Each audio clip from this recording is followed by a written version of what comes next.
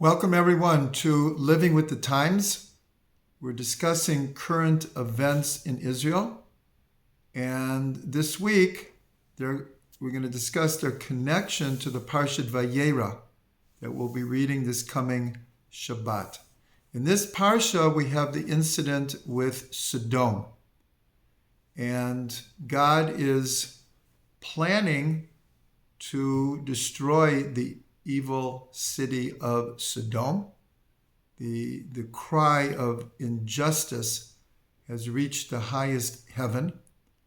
And in an amazing account in the Torah, it tells us what God is thinking.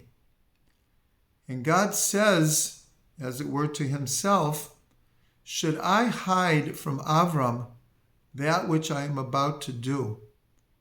Because Abraham is going to be a great nation, and all of the nations of the world will be blessed through him." So in other words, God is saying, I have to let Avram know what I'm doing. Right before this, at the end of last Parsha, Lech Lecha, Avram's name is changed to Avraham. He has a hey added to his name. And the Torah explains what this new name means. Avraham means Av Hamon Goyim, a father of many nations. And in Parshat Lech Lecha and here in Vayera, we're told over and over again that all the nations of the world will be blessed through Avram. So with Abraham's new name, in essence, he takes responsibility for the whole world.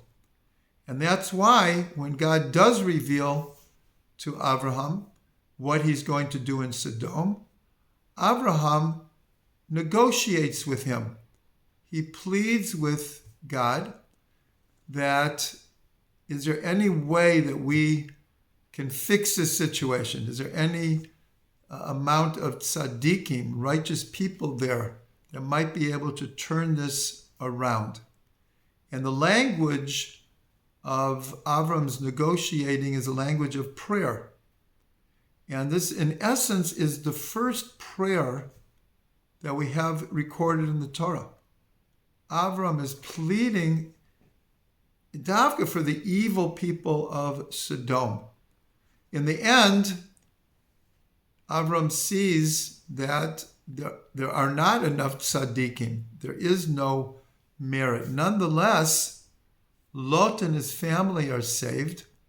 From Lot comes the seed of Mashiach. Through Lot comes the righteous woman Ruth. And through Ruth comes David. And from David comes the Mashiach. So in a sense, Avram was successful in his prayer. He saved the spark that he understood needed to be saved there. So to return to this idea of Avram feeling responsible for the whole world, many, many years later, the prophet Isaiah said in just 2 words what our national mission is: Or Goyim, to be a light unto the nations. And right now, we have a chance to be a light unto the nations. We didn't ask for the current situation, the horrific massacre that happened on Simchat Torah, the worst single event of mass killing since the Holocaust. And everyone knows that after the Holocaust, we raised this motto, never again. And so right now, there's a feeling in Israel that we can never, ever let this happen again. And to be able to fulfill that, we have to destroy the capability of Hamas from ever doing this again. And we see many Western nations who oftentimes are very critical of Israel, that much of the world understands that it's time to defeat terrorism. It's gone on for too long.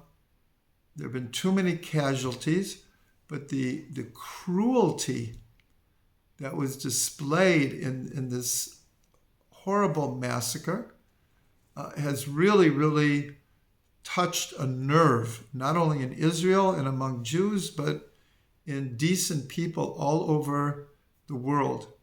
And we know that in many books, in movies, there's this idea of the forces of light versus the forces of darkness, of light and darkness, good and evil, this existential archetypal battle, the whole Star Wars series. But there is a reality to it. And right now, the world is at a crossroads. And as difficult as it will be, there is a enormous consensus in Israel that anything short of dismantling Hamas and its ability to do this, which will send a message to the whole world, this is the greatest light that we could bring to the world right now. Now, it would be nice if we could bring a spiritual light and through peaceful means, but we didn't ask for this. We have tried to make peace. It hasn't worked up to now with our the people in Gaza, but we see from the last few years with the Abraham Accords, there is a possibility of peace, and eventually there will be peace. We're absolutely convinced of it.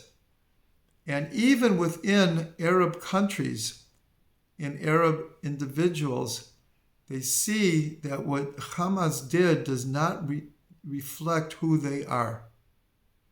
And so I just want to say very categorically, because we are at war, and war is a horrible thing, but there is a need to defend Israel.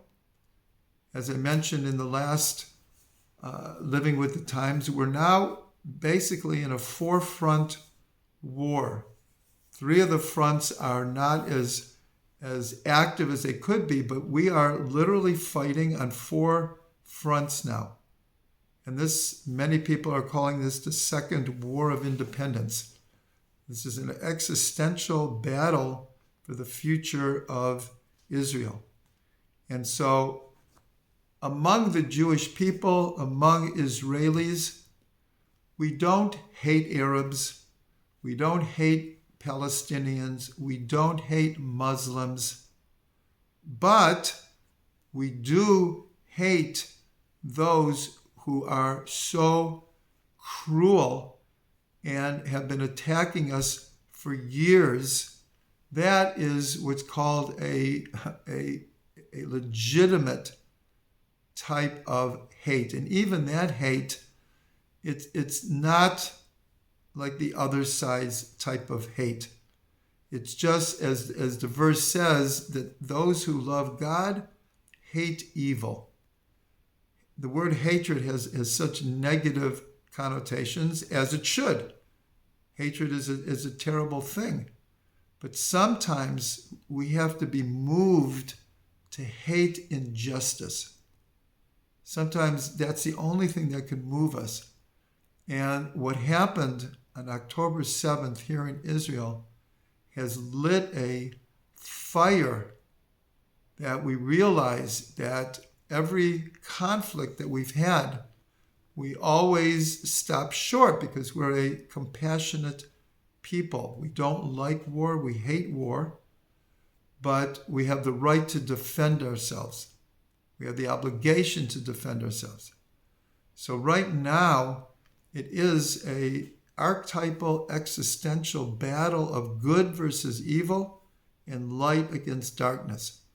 And here is our chance to be a light unto the nations and do what has to be done to eradicate this kind of absolute inhumanity and hatred and cruelty and not give them a chance to ever do such a thing again.